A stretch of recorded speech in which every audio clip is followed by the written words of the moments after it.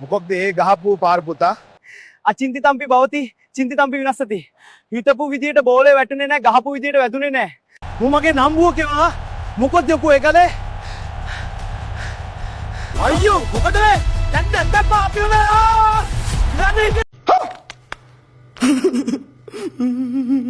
කරුණාකර මට අන්තිම උදව්වක් කරන්න ඕන. නිහාල්ව කසාද බඳින්න. ඒත් ඔයා නිහාල්ට කැමති නෑනේ. ඔව්. ඒකයි මට ඕනේ එයත් මා වගේ දුක් විඳිනවට. ඒ මට ඕනේ එයත් මා වගේ දුක් විඳිනවට. තමුසේ කියනවා බලන්න වර්තමාන කාලීන, අතීත කාලීන සහ අනාගත කාලීන වාක්‍ය තුනක්. මම ඒ සර්ගේ දුව දැක්කෙමි. අපි දෙදෙනා අද ආදරයෙන් වෙලුනෙමු. මම කවදා හරි සර්ව සීයා කෙනෙක් කරන්නෙමි.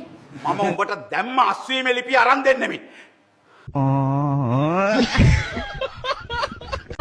හැම සාර්ථක පිරිමියෙක් පිටුපසම කාන්තාවක් ඉන්නවා කියන එක ඇත්තද? ඔව් ඒක කිසිම සැකයක් නැහැ. මොකද ගොඩක් කාන්තාවෝ යන්නේ සාර්ථක පිරිමි පස්සේ විතරයි. අනේ අනිච්චා. නයිස්. බොස් මේක නම් සුපිරි කාර් එක. උඹලා තව මහන්සි වෙලා වැඩ කරොත් මට තවත් එකක් ගන්න පුළුවන් වෙයි. අචා මට ගෑනු 5 දෙනෙක් ඉන්නවා, ළමයි 15ක්. ඒත් මං කියන දේ අහන්නේ මෙයා විතරයි. අනේ අනිච්චන් සංසාරේ. උඹ තමා මගේ එකාබන්. උඹ තමා මගේ එකාබන්. සර් රිලේෂන්ෂිප් එකක් ෆේල් වුණාම දෙන්න තියෙන ඇඩ්වයිස් එක මොකක්ද වෙන්නේ? වෙන ෂිප් එකක් try කරපන්. ඉන්ටර්න්ෂිප්, එන්ටර්ප්‍රෙනර්ෂිප්, ස්කෝලර්ෂිප් වගේ. සර් මට හෙට දවසක නිවාඩුවක් ඕන. ඇයි එකපාරටම නිවාඩු ඉල්ලන්නේ? සර් ජීවිතය කියලා දෙයක් තියෙනවා. ඒක ටිකක් විඳින්න ඕන.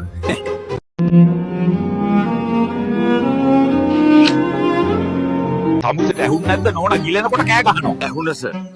නෝනා නිකනුත් කෑ ගහන නිසා මම හිතුවේ නිකන් වෙන්න ඇති කියලා.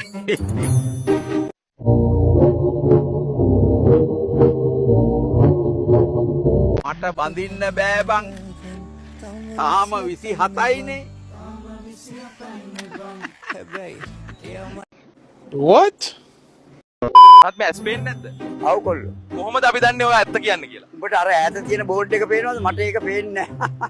තෝ මෝඩ යකෙක්. මේ අවමංගල්‍ය වල තේ බෙදන කෙල්ලෝ හිතන් ඉන්නේ යාලා ගුවන් සේවිකාවෝ කියලා. අනේ යකෝ. ඔයාට තෝරගන්න ඔප්ෂන් දෙකක් දෙනවා. ඔප්ෂන් A ඔයාගේ නෝනත් එක්ක ජීවිත කාලෙම ඉන්න. ඔප්ෂන් B තමයි. B option B. මොකක් වුණත් මම තෝරගන්නේ ඔප්ෂන් B. අචං කසාද බඳින්න කලින් බලපන් කෙල්ල උයන්න දන්නවද කියලා. මම හේතුව කියන්නම් මේ ගින්න නිවලා ඉවර වෙලා. ඔයා පොඩි කාලේ බයම දේ උනේ මොකද්ද? මං කළුවට බය වුණා බං. තාමත් බයද සර්? නෑ බං ලයිට් බිල් එක දැක්කම දැන් එළියට තමයි බය. අමුන්ට දොස්තරට වෙඩි තියපු එකට අවුරුදු 25ක සිර දඬුවමක් ලැබෙනවා. කමක් නෑ ගරුතුමනි. දොස්තරයා මට කිව්වේ මට තව අවුරුද්දයි ජීවත් වෙන්න තියෙන්නේ කියලා. දැන් මට තව අවුරුදු 24ක් තියෙනවා. නැති වෙලා තියෙන මත්ද්‍රව්‍ය සම්බන්ධයෙන් මොකද්ද කියන්න පුළුවන්? මේ අපි නම් හරියටම දන්නේ නැහැ හොයන ගමන් ඉන්නේ. අපි මේ vehicles check කරනවා drugs තියනවද බලන්න. ඒක ඇත්තටම හොඳයි සර්. අම්මුණොත් මටත් කියන්න. මාත් මේ හොය ඉදී. හෙක්. අතෝ මිනිස්සු ගැන වාට තියෙන අමුතුම දේ මොකද්ද? එයාලා සල්ලි කියලා දෙයක් හොයාගත්තා. දැන් එයාලා මුළු ජීවිතේම ඒක පස්සේ දුවනවා. ඒක ඇත්තටම ඇත්ත. ඔයාට දැන් ජීවිතේ තියෙන බලාපොරොත්තුව මොකද්ද? කසාදයක් කරගන්න එක තමයි නංගි. ඉතින් හරි. ඔයා බැඳලාද?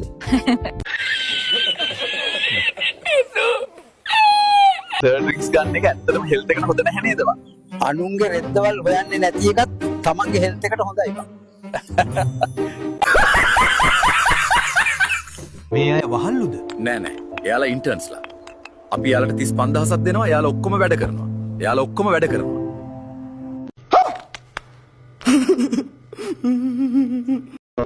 ඔයාට එක අවවාදයක් දෙන්නම් කොළුව. ඌරන්ට පියාඹන්න පුළුවන් කියලා විශ්වාස කළත් නෙත්මි, තරුෂි, සදුනි, සචින්ව නම් විශ්වාස කරන්න එපා. ඔයාට සමාජයට දෙන්න තියෙන පණිවිඩය මොකක්ද? ඔය බඳින්නේ නැද්ද අහන උදවිය බඳින්න කෙනෙකුත් හොයලම දෙනවා නම් හොඳයි කියන එක තමයි. යුද්ධය ගැන ඔබගේ අදහස කුමක්ද? ආව කාන්තාවන් යුද්ධයට යවිය යුතුයි. මොකද ඔවුන්ට දිගටම සටන් කරන්න පුළුවන්. අනික ඔවුන් කවදාවත් පරදින්නෙත් නැහැ. Nice. ඇයි මේ CV එකේ අවුරුද්දක් හිස්තැන් තියෙන්නේ? මම හිරේ ගියා සර්. ඒ මොකටද? කලින් ඉන්ටර්විව් එකේදී අපි දැනුම් දෙන්නම් කිව්ව කෙනාව මම මැරුවා. ඔයාව තෝරගෙන ඉවරයි. දෙවියනේ වැඩ කරන්න නැතුව මුදල් උපයන්න ක්‍රමයක් දෙන්න. හොඳයි. හෙට උදේ වැඩට යන්න සූදානම් වෙන්න. ඒත් මට වැඩ කරන්න බෑ. ඔව් ඒකයි උඹට රජයේ රස්සාවක් දෙන්නේ. තමුසේ හොඳට ෂොට් එකක් දාගෙන වගේ බැලුමක් පුම්බලා බලමු. ඇයි සර් බැලුම් පුම්මන්න පොලිසිය පාටියක්ද එක් පුම්මන්න පොලිසිය පාටියක්ද එක් ඔයා නිවාඩු ගත්තේ වගේ මාමගේ අවමංගල්‍යෙට නේද? ඔව් සර්. ඒත් මම අද යාව දැක්ක බාර් එකක් ලා. එහෙම. පුනරුත්පත්ති ඇත්ත නැහැ කියන්නත් බෑ නේද සර්? හේයි. මහත්තයා මට පැමිණිල්ලක් කරන්න ඕන මගේ නෝනා ඊයේ ඉඳන් නැහැ. සර් මේක තැපැල් කන්තෝරුව. අයියෝ සතුටට කොහෙද යන්නේ අමතක වුණා. අපි හැමෝටම නරක දවස් වෙනවා. එතකොට අපි මොකද්ද කරන්න ඕන? ඕකේ ලොකු දෙයක් නැහැ බං රැයට නැගිටපන් එතකොට දවස ඉවර වෙලානේ සර් ඔයාගේ ජීවිතේ ලොකුම පසුතැවිල්ල මොකක්ද? මම මගේ සීයා කියපු දේ අහන්නද එයා මොකද්ද කිව්වේ? මට ඒක හරියට ඇහුන්නේ නැහැ ඔයාගේ ජීවිතේ කරපු ලොකුම ඉන්වෙස්ට්මන්ට් එක කියලා හිතන්නේ මොකද්ද දැන්? මම මගේ වයිෆ් ඩිවෝස් කරා ලක්ෂ 50ක වන්දියක් දීලා. ඒක තමයි ඉතින් සර් ඔයාගේ විවාහ ජීවිතය ගැන සතුටුද? ඔව් මම ගොඩක් පරක් වෙලා ගෙදර ආවත් මගේ නෝනා කවදාවත් මට කෑ ගැහුවේ නැහැ ඒ ඇයි සර්? මොකද එයා ගොළුයි ඔයාට මේ වයසේ ජොබ් එකක් කරන්න බෑ. නන්ද මේ දවස්වල හැම කම්පැනි එකක්ම එක්ස්පීරියන්ස් අහනවා. ඒ නිසා මම රෙඩි වෙනවා.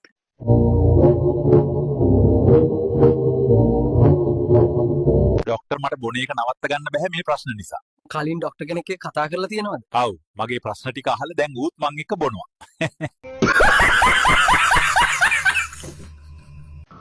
මේ තරම් ලොකු ගින්නක් ඇති වෙන්න හේතුව මොකද්ද?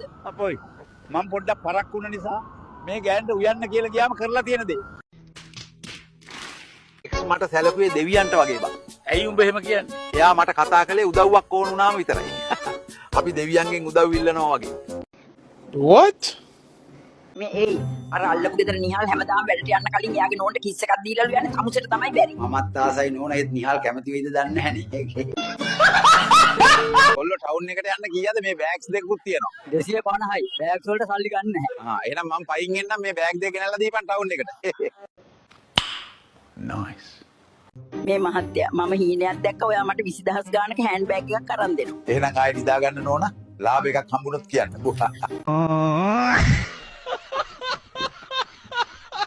තාත්තේ මම රුපියල් 1000ක් නැහින්දා. පුතා ඔය සල්ලි අහුලලා සතුටු වෙනවා වගේම ඕක නැති වුණු කෙනාත් ගොඩක් දුක් වෙනවා. ඔව් තාත්තේ මම හැංගිලා බලාගෙන හිටියා ඒ මාමා දුක් වෙන විදිය.